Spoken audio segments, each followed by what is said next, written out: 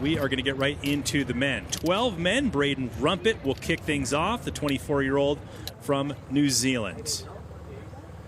Stepping up onto this, 27-meter perch here.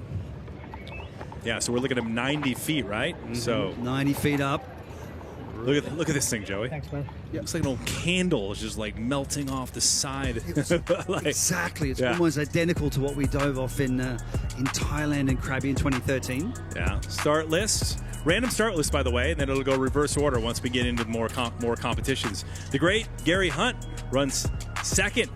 So looking forward to seeing him as we look down. And Konstantin Popovich, 2023 Red Bull Cliff Diving World Series champion, will dive last. Before him, Catlin Preda is back. So stoked to see him back after taking most of the season off after injury. So great stack.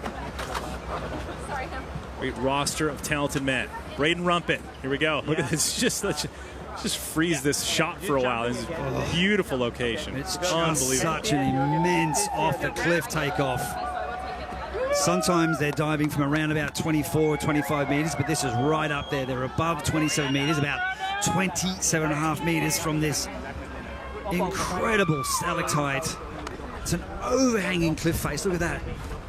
Quite often the athletes have a cliff face in front of them, so they need to push out. But in this circumstance, it's a straight drop down. And they're going to reach speeds up to 85 kilometers per hour. It's around about 55 miles per hour.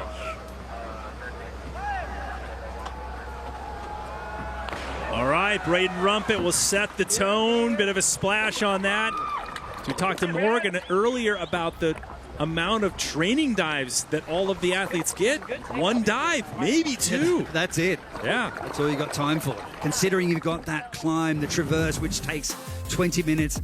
And look at that view. That gives you some perspective of what it feels like to be up that high.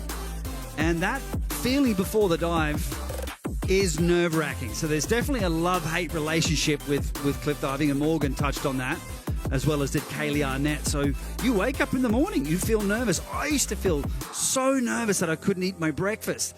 And sometimes you doubt yourself and you're thinking, like, why am I doing this? Yeah. But then you challenge yourself, you push yourself to do these dives.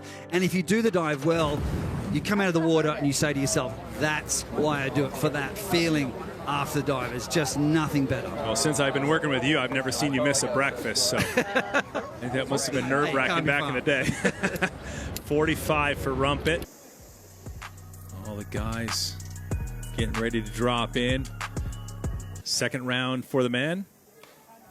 You see that clear water, Joey? You were telling me that actually is beautiful to dive in, just to be here, but it can also be challenging as well because you can't see the surface as much unless you are really paying attention to the splash by the safety divers. In locations like this, like we've had in Thailand, here in Philippines, very clear, transparent water. You can also see that sun glare starting to come up there as well. That's why it's incredibly important to splash the surface so you understand where the surface is exactly.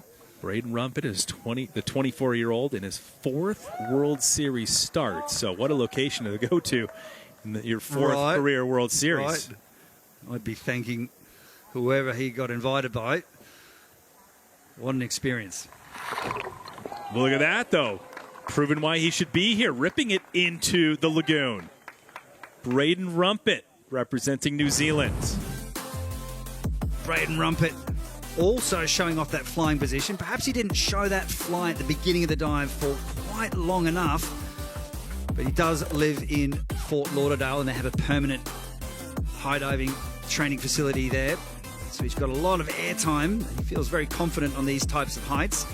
But when you transfer from that fixed environment in a pool environment into a location like this where you've got that contrast of light and shade, you can see how the cliff face is in the shade, the water is in the sunlight.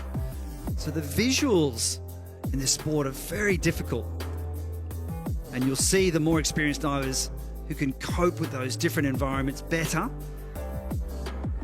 Sometimes you'll come out of a dive and you might see something you're not expecting to see. It might be the tree branch, it might be the cliff face, and it can put you off. So a slight miscalculation on entry, but I say Braden Rumpit is handling the conditions pretty well. Getting some good experience in his fourth start. So with that 51.80 added together with a 45, 96.80, puts him in a second. Konstantin Popovich leads the charge going into this round, so he is the top seed. He will dive last. We'll kick it off with Braden Rumpit, Andrea Barnaba, because of that first dive that he had when he got lost in the air. He moved from the competition, so which means we'll kick it off with Rumpit. Kaboom! Yeah. Braden Rumpit kicking it off in style with his round 3 dive. Now the men today diving from 27 meters, 90 feet up. Almost 3 times the height of the Olympic high board. We call this an inward quad half, so quad meaning 4 somersaults. Picking the moment to come out, that nice little pike out there. As the acceleration curve picks up, tightening the muscles for entry. Got to make sure you're nice and concentrated for the entry. There's the tuck position. Actually holding on nice and tight so you don't slip out of the dive. Braden Rumpit, very hard-working athlete. When we speak to Steve LeBou, he said he's got a great attitude, turns up to training, he's like, right, I'm going to do this, this, and this, execute it, and gets the job done. Steve LeBou, one of the coaches at the Fort Lauderdale facility. It's just built a couple years ago, so a lot of the divers residing in Fort Lauderdale, including Braden Rumpit. So with Barnaba out, we have 11 men in the 4th and final round. Miguel Garcia making his way up at first. We'll check out Braden Rumpit. He will dive number 2. Rumpit, the 24-year-old from New Zealand, in his 4th World Series start. Certainly gaining some experience, perhaps understanding how difficult it is to be a competitor on the Red Bull Cliff Diving World Series. But gaining some great experience. Trains in Fort Lauderdale, into the pool there.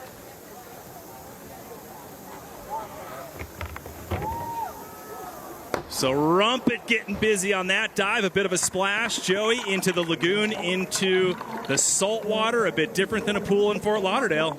Absolutely. But I was talking to Braden, and he was saying that what he's finding difficult when he's diving in these natural locations is that eye line, being able to adjust for the landing. In Fort Lauderdale, you've got this fixed parameters, right? You've got those rectangular lines in the pool to the side. You've got the rectangular lines in front of you. You see the 5 meter or the 7 meter. There's all these markers that you're used to seeing, these familiar points, visual cues, let's kind of call them.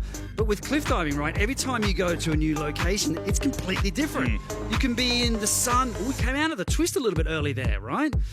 That's a little bit risky. If you come out earlier there, you could have got a little bit wonky and could have got out of control. Yeah. So landing pretty hunched on the entry there, and he'll have some heavy deductions from the judges. Bit disappointing, but still he's gaining experience in the Red Bull Cliff Diving World Series. Gary Hunt gets it done, wins it. Jonathan Paredes on the podium. Konstantin Popovich. What a great start to the first 4 competitions of the season.